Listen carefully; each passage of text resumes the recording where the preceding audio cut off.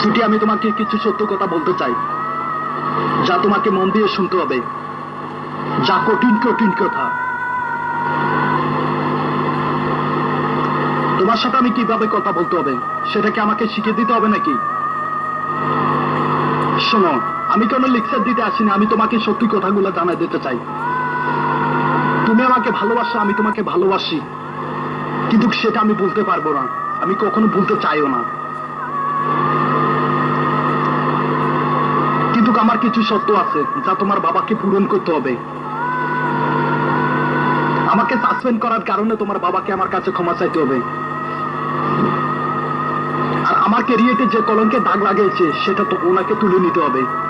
আর ওনাকে যদি ওনার জামাই বানাতে হয় তাহলে আমাকে এসপি বানাতে হবে প্রমোশন দিয়ে। তাহলে তোমাদের সমস্ত কথাটা আমি রাজি আছি। তাহলে কি হতে পারো, তোমার মতো মেয়েকে বিয়ে করা আমার পক্ষে কোনো সম্ভব নয়। শোনো, ভালোবাসা পুতুল খেলার মতো, আর তোমাকে পুতুল খেলার মতো খেললাম, বাট ছেড়ে দিলাম।